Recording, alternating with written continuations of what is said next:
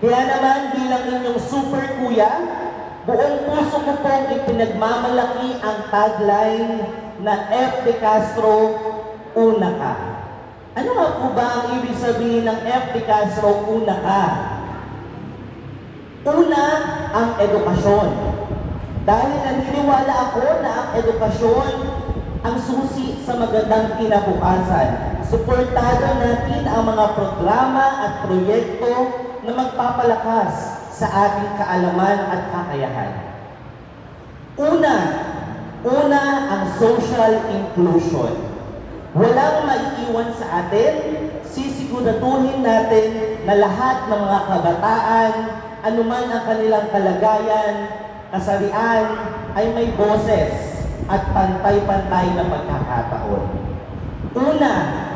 Una ang pagiging high-tech. Bilang isang makabatang lingkod bayan po, sa mabilis na pagbabago na ating mundo, kailangan natin sumabay. Maglunsad tayo ng mga inisyatibo na magpapalawak ng ating kaalaman sa teknolohiya. Una ang makabagong proyekto sa mga kabataan. Hindi po tayo titigil sa mga nakasanayan lamang. Bubuo po tayo ng mga bago at malikhaing programa na talagang makakatulong po at magbibigay benepisyo sa ating lahat. At higit sa lahat po, una ang mamamayan ng F. De Castro. Dahil kayo po ang puso at kaluluwa ng ating barangay, kayo po ang kinabukasan at umiikot ang lahat ng ito sa inyong lahat. Ito po ay patunay na kapag may talino at puso sa paglilingkod ang lingkod bayan, tuloy-tuloy po ang progreso.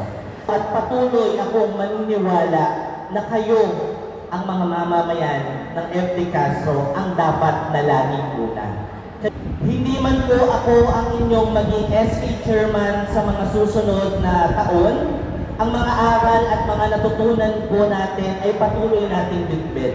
Sana po ay may naramdaman po kayo na mayroong isang super kuya na tumindig sa pagbabago. Isang super kuya na hindi lamang basta umupo sa opisina, kundi isinama ang mga kabataan sa bawat pagpaplano. Pinakinggan po ang mga ideya ng mga kabataan, ang inyong mga mungkahi at maging inyong mga hinaing.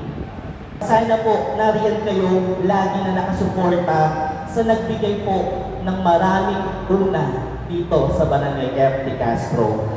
Sabi po ni Mayor Vico Soto, let's develop a new generation leaders who will be better than us. Sabi ni Mayor Vico na mas maging mahusay at tapat ang mga uusbong na leader kaysa sa kasalukuyan o sa mga nakaupo ngayon. Para itong mga leader na ito ay magpapakita ng mga pagiging bukas sa pagbabago at pag-asa ng kabataan. Maraming salamat po sa inyong suporta, sa inyong pagtitiwala at higit sa lahat sa patuloy na pakikisa. Hindi ko po makakalimutan ang mga bawat sandali na kasama ko po kayo bilang SK Chairperson sa paglikha ng pagbabago dito sa barangay. Tayo po ay palaging mag-aalay ng talino, tindig at puso sa paglilingkod.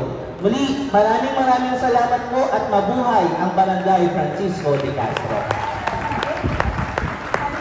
F. De Castro, una ka.